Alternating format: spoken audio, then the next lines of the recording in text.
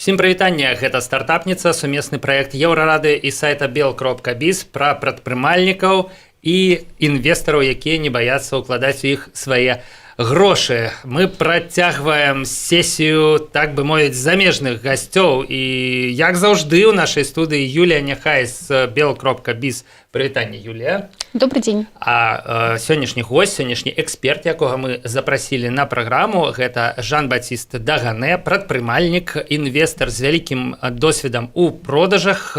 І зараз Жан-Баціст базуецца у Літве, таму запрасіць яго да нас было вельмі лёгка. Прывітанне, Жан-Баціст. Hello. Hi, hello.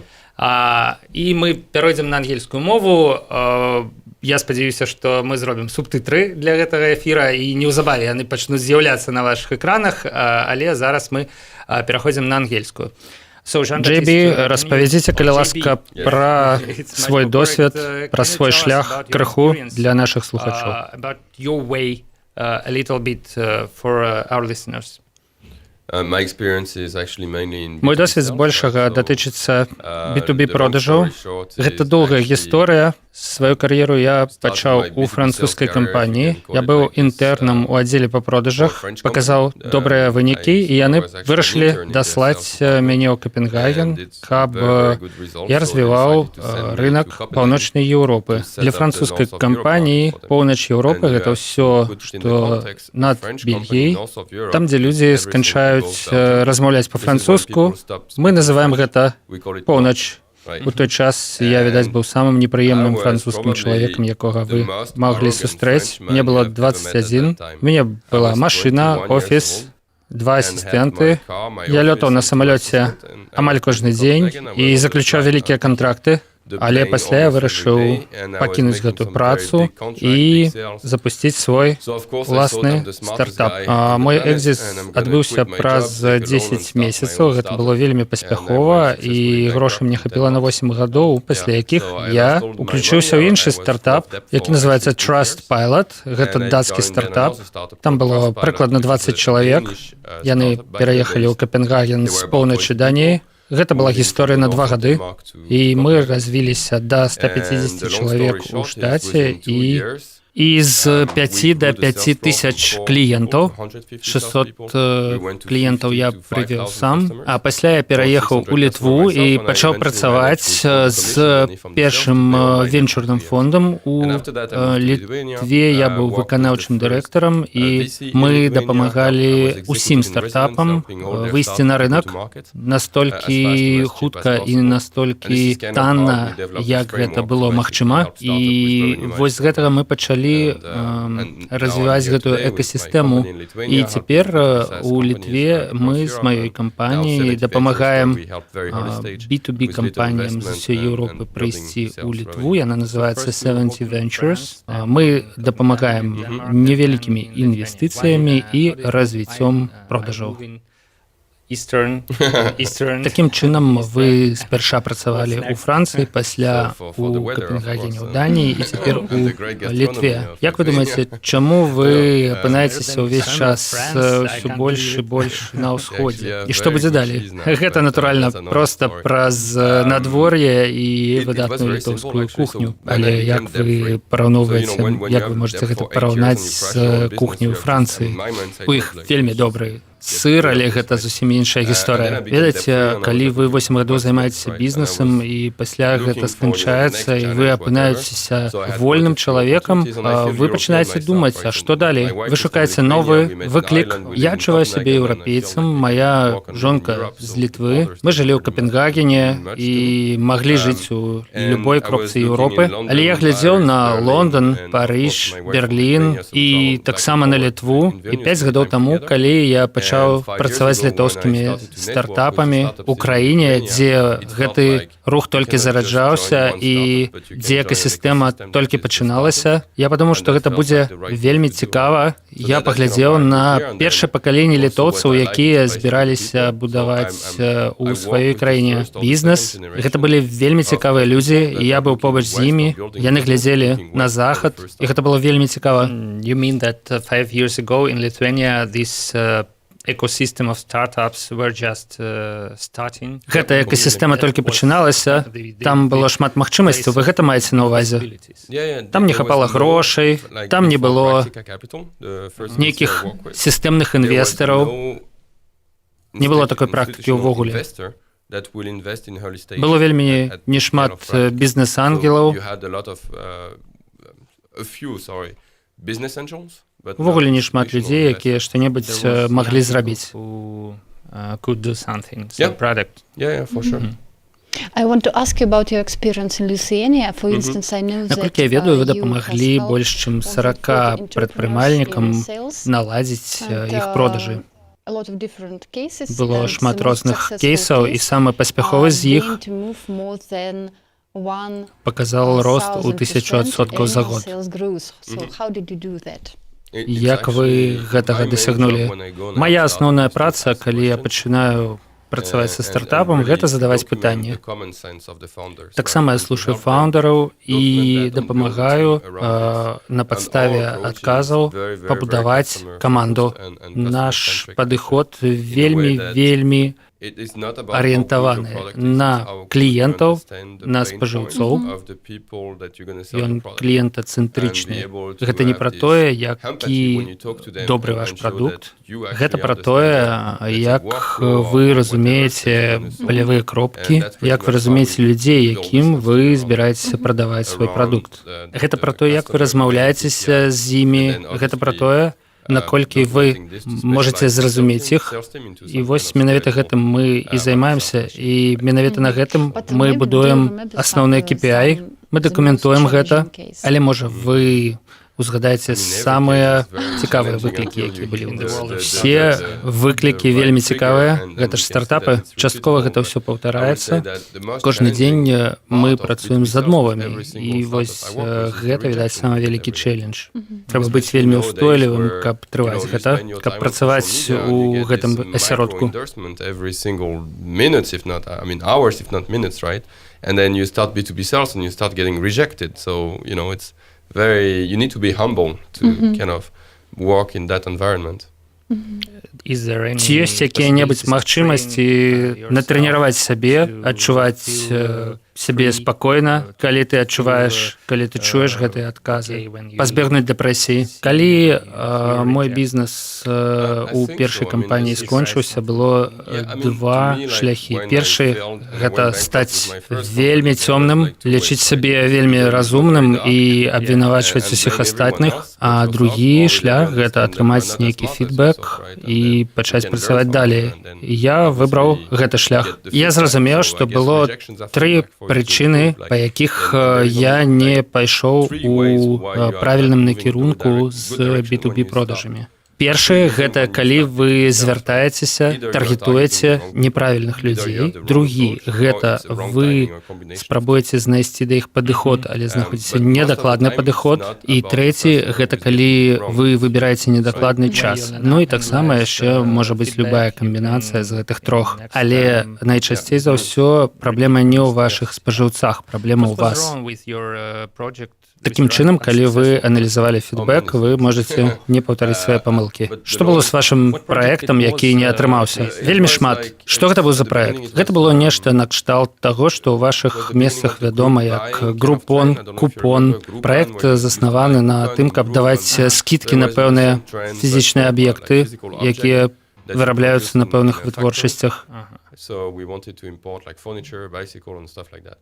Мой кофаундер і я, мы мелі аднолькавы бэкграунд, і мы былі абсалютна згодныя адзін з адным, і мы складалі зашмат надзей на свой прадукт, калі мы запускалі яго на рынок. Калі б я запускаў такі прадукт цяпер, я б зрабіў гэта за 2 тыдні, нашмат танней, і калі б ён не атрымаўся, я бы проста пакінуў яго і не стаў бы цягнуць яго за сабой. Ваш стартап Trustpilot, як ён працаваў? Гэта быў не мой стартап, я працаваў там як наёмны рабочы. Гэта як TripAdvisor для сферы e-commerce. Калі вы не ведаеце, на якім вэб-сайце вы можаце атрымаць пэўны прадукт ці паслугу, вы ідзеце на trustpilot.com і вам выбіраюць патрэбныя звесткі. І калі мы выводзілі гэты прадукт на рынок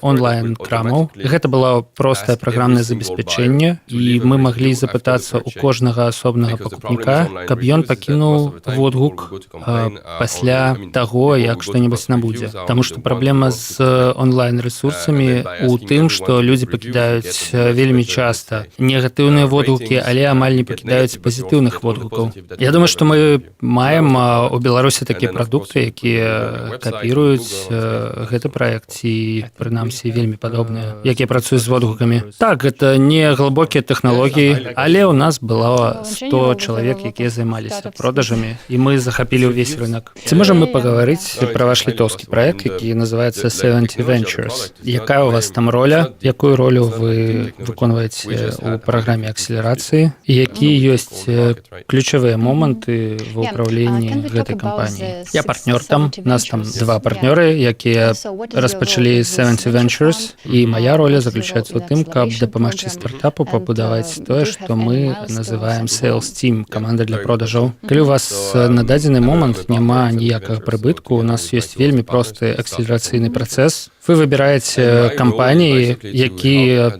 вас цікавяць, досвед якіх вас цікавіць. Мы дапамагаем вам сфокусавацца на гэтым досведзе, дапамагаем наладзіць сустрэчы. Калі у вас з'яўляюцца першыя спажыўцы, мы дапамагаем пабудаваць спецыялізаваную каманду для продажаў, якая дапаможа вам зрабіць вашыя продажы больш прадказальнымі. І што зараз вельмі папулярна ў самых розных бізнесах у Злучаных Штатах, это команда з 3 ключавымі ролямі. Адзін чалавек займаецца наладжваннем кантактаў з лідамі ці проста кампаніямі. Другі чалавек займаецца тым, што прызначае сустрэчы. І трэці чалавек, які часцей за ўсё з'яўляецца адным з фандараў, гэта чалавек, які праводзіць гэтыя сустрэчы са спажыўцамі. У кожнага чалавека ў такой камандзе ёсць толькі адзін KPI, і такім чынам гэта более прадказальна. Падчас акселерацыйнай праграмы стартап можа атрымаць ад 1 да 3 сустрэч за тыдзень падчас першых 3 месяцаў, а наступным часам у людзей са стартапа будзе ад 5 до 7 сустрэч за тыдзень, у залежнасці ад каманды. Пасля гэтых сустрэч вы дасылаеце оферы, вы заключаеце нейкія здзелкі. І наконт ключавых рэчаў, калі вы прыходзіце без прыбытку, мы інвестуем у вас 20 000 еўра, каб вы знайшлі сваіх першых спажыўцоў. Калі вы пачынаеце атрымліваць 5 000 еўра прыбытку за месяц, гэта, у прынцыпе, не шмат, але, тым не менш, гэта ключавы момант. Мы інвестуем у ваш стартап 50 000 еўра, каб пабудаваць вось гэтую першую каманду для продажаў. І калі вы пачынаеце атрымліваць да 20 000 прыбытку, гэта тады мы інвестуем ад 50 до 100 000 еўра на развіццё праекта, і гэта час, калі іншы венчурны капітал можа далучыцца да стартапа, каб інвеставаць разам з намі. Хто з'яўляецца партнёрам гэтай акселерацыйнай праграмы? Што вы маеце на ўвазе? Я маю на ўвазе розныя кампаніі, карпорацыі, яны з Літвы, ці з Францыі, ці з іншых краінаў. Я маю на ўвазе партнёраў 70 Ventures.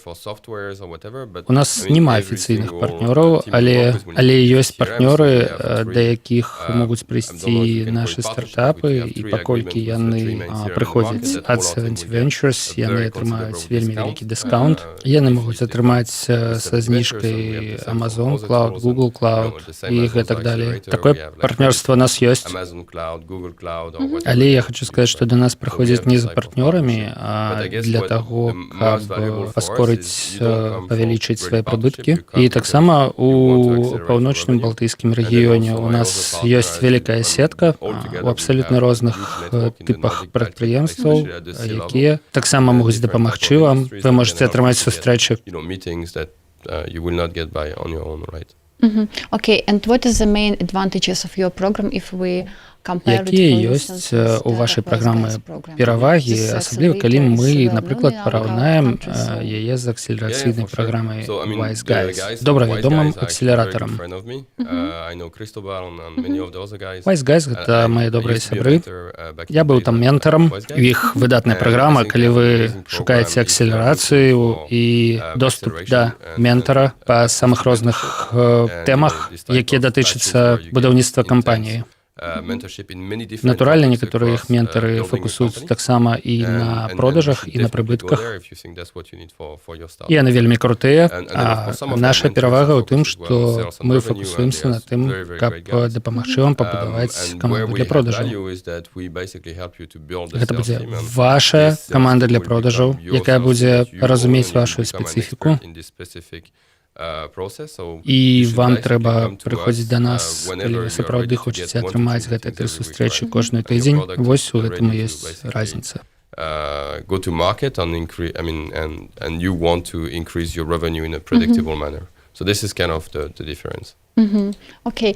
And Gitenis, our previous guest, адзін з нашых папярэдніх гасцёў, Гітеніс Галкіс, таксама з Літвы, ён сказаў, што вы маеце 9 парадаў для продажу, для стартапаў, што гэта вельмі выдатны контент для нас. Можаце вы апісаць гэта? Так, у мяне ёсць такое своеасаблівае дрэва парадаў для продажу, і першы з іх, што як прадажніку вам трэба умець слухаць. Гэта вельмі важна. І часам я бачу, як прадажнік кажа 80% часу, і гэта мяне вельмі бянтэжыць. Слухаць гэта так сумна, але зараз менавіта вы размаўляеце больш часу, чым мы. Але гэта атрымліваецца таму, што вы задаеце мне пытанне. І так, сапраўды, вы мусіце задаваць пытанні для вашых патэнцыйных пакупнікоў, таму што перад тым, як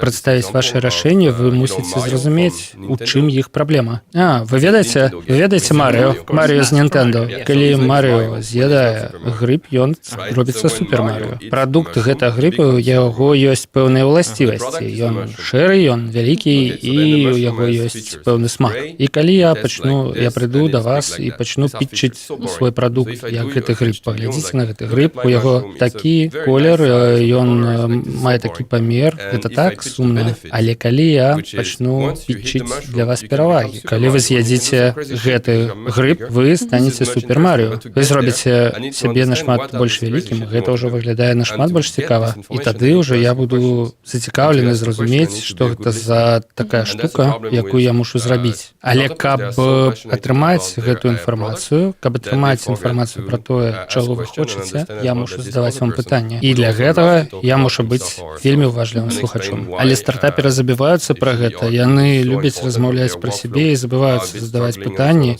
І забываюцца яны пра тое таксама, што іншы чалавек, іх размоўца, ён таксама любіць распавядаць пра сябе. І тлумачыць, чаму ён важны чалавек і чаму яго патрэбы таксама вельмі важныя. Другая парада, пра якую мы пагаворым, гэта, так думаю, малыя чаканні. Калі вы вельмі хочаце закрыць сваю першую сделку і паставіць свой подпіс і пабачыць іншы подпіс пад кантрактам, ты можаш разумець, што чаканні ад цябе нейкія іншыя, больш вялікія, чым трэба, але ты ўсё роўна ставіш пад кантрактам гэты подпіс, і гэта стварае пэўную таксічную сітуацыю, калі твае спажыўцы могуць пакінуць цябе і могуць перастаць плаціць, таму што яны чакалі нечага вялікага, а ты можаш ім прадставіць толькі вось столькі. І ўсё, што ты робіш, гэта ты спрабуеш іх падтрымаць, нейкім чынам вярнуць, хаця ты мог бы патраціць гэты час на тое, каб заручыцца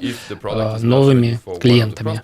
Таму трэба фарміраваць заўжды нізкія чаканні і фокусавацца на дастаўцы кліенту таго, што ты можаш ему даставіць. Калі прадукт яшчэ пакуль не гатовы для дастаўкі таму ці іншаму кліенту, трэба ў гэтым шчыра прызнацца і сказаць, што ён будзе дапрацаваны. Іншыя гэтыя парады, усе 9 парадаў дасяжныя на 70ventures.com. Я таксама ў маім LinkedIn, і вы можете зайсці туды і пачытаць іх. Дык яшчэ 7. Так, яны ёсць, але я думаю, што іх не трэба агучваць зараз, вы можете знайсці іх у блоку. Я так зразумеў, зразумеў, што калі стартап не паказвае прыбытак, вы не будзеце інвеставаць у яго наступныя грошы. Але стартап мусіць паказаць прагрэс вельмі хутка за 1 месяц. Але для шмат якіх праектаў, якія былі ў нас у студыі, 1 месяц гэта ўвогуле не тэрмін. Это тэрмін, за які яны што-небудзь пратэстуюць ці пераробяць, як яны зразумелі, не працуе. Ці не з'яўляецца гэта нейкім неправільным падыходам? Ці не баіцеся вы страціць нейкія крутыя праекты, якія проста не змогуць паказаць такі KPI? У B2B толькі адзін бок дакладна кажа вам нешта пра ваш праект. Гэта вашыя спажыўцы. І калі вашыя спажыўцы вам не гатовыя плаціць, вось проста зараз, пра што нам тады размаўляць? Як вы будзеце нешта будаваць? Але, магчыма, яны будуць гатовыя плаціць праз 2 месяцы. Вы не верыце ў гэта? Усім заўжды цікава, якую наступную штуку вы распрацуеце. Мы заўжды распрацоўваем нейкую фічу наступную, якую хочуць бачыць нашыя спажыўцы. Але калі шчыра, заўжды ёсць нейкія маленькія праблемы, якія мы можам вырашаць з дапамогай нейкіх вельмі простых прадуктаў. І я персанальна з'яўляюся вялікім прыхільнікам так званага беражлівага падыхода. Гэта калі метадалогія прадугледжвае скарачэнне цыклаў распрацоўкі прадукта і хуткае разуменне таго, ці жыццяздольная прапанаваная мадэль. Just the front of the software, and everything in the back is just spreadsheets and whatever.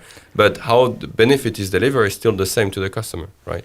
So the startup should sell it by Карцей, калі стартап можа прадаць нейкую невялікую рэч вельмі хутка, па-вашаму, ён зможа прадаць і ўсе астатнія свае фічы. Так, і дазвольце мне быць шчырым, калі вы не можаце прадаць свой прадукт людзям на першым ці другім узроўні ўзаемадзеяння, гэта людзі, которых вы ведаеце персанальна, ці людзі, якія ведаюць людзей, якіх вы ведаеце персанальна, вельмі верагодна, што вы будуеце нешта, што нікому не патрэбна. Таму што найперш на першых узроўнях людзі набываюць вас, а не ваш прадукт. Яны ведаюць вас, і яны ведаюць, што вы будзеце ім дастаўляць. А што рабіць, калі рынак яшчэ ўвогуле не сфарміраваўся ці знаходзіцца ў нейкай пачатковай стадыі? Вы робіце нейкую крутую тэхналогію для такога рынка. Як тады? Гэта крута, але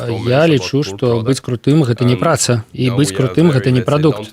І калі вы проста хочаце быць крутымі, можа вам трэба змяніць сферу дзейнасці на лайфстайл. Назіраючы за пэўнымі стартапамі, я шмат чуў пра нейкі круты прадукт, але я вам хочу паўтарыць, што хто ўвесь час мае рацыю, гэта спажыўцы. Я думаю, што мы мусім запытацца, ці шукаеце вы пэўныя стартапы ў Беларусі, ці будзе 70 Ventures калі-небудзь інвеставаць у Беларусь.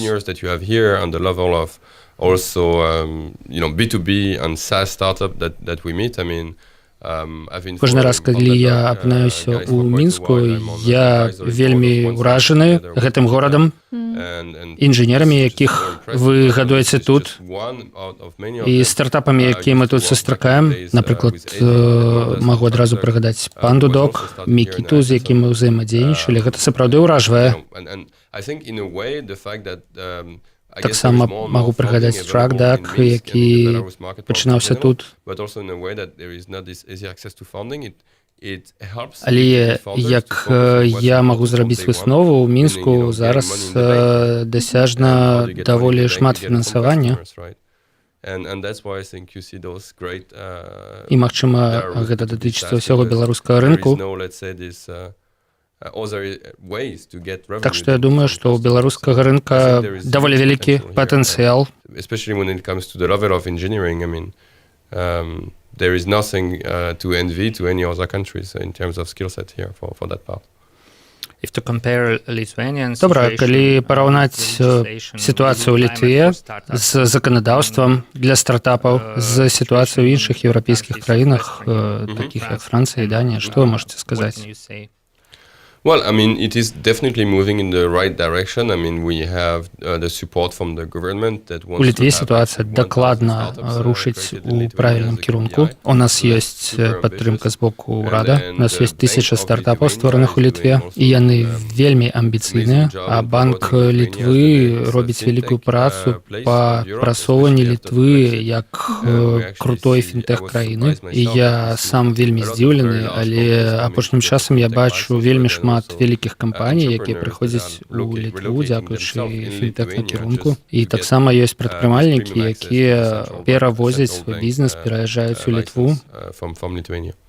Well, Lithuania is like Belarus, a post-Soviet country, but with completely different Літва гэта як і Беларусь постсавецкая краіна,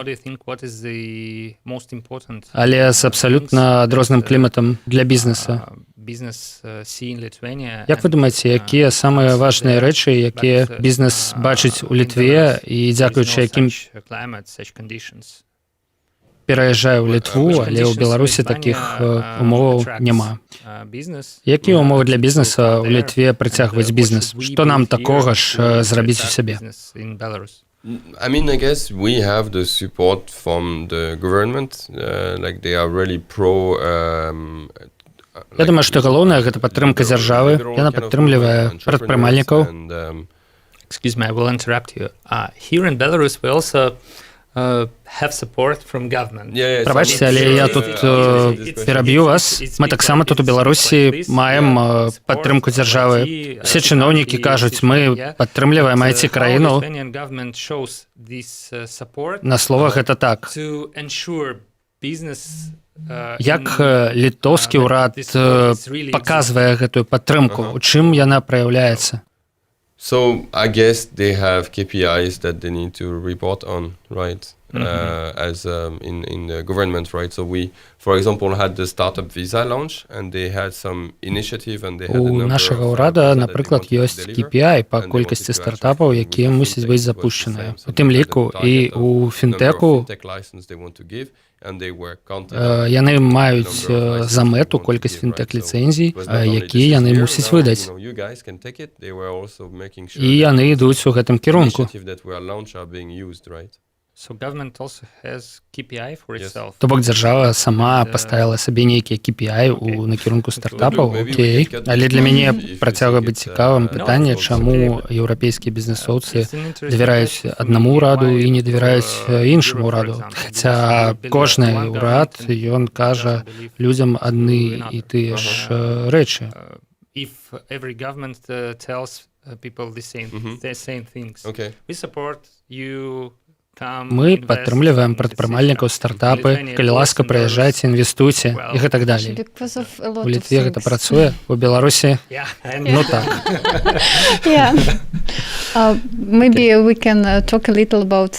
Можа, мы крыху можам паразмаўляць ізноў пра B2B стартапы. Окей, у вас ёсць шмат досведа па працы на розных рынках. Як вы думаеце, якія самыя тыповыя памылкі робяць B2B стартапы, якія хочуць распаўсюдзіцца на ўвесь свет? Мне здаецца, што зараз час вярнуцца да яшчэ аднаго сцвярджэння, якое я ўжо закранаў раней.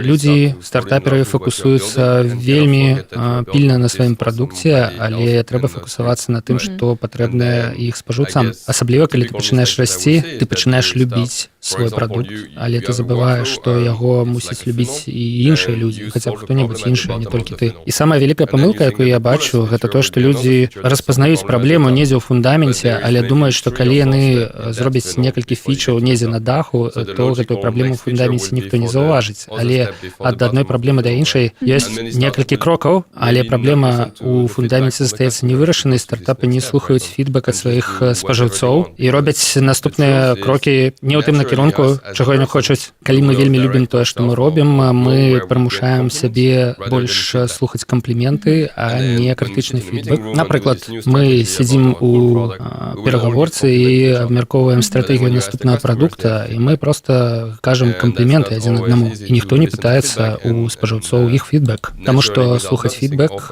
часта не вельмі прыемна. Лепш вярнуцца назад у перагаворку і працягваць слухаць кампліменты. And what is the latest and the most hot trends in B2B tech startups? Якія самыя апошнія і самыя гарачыя тренды ў сферы B2B стартапаў?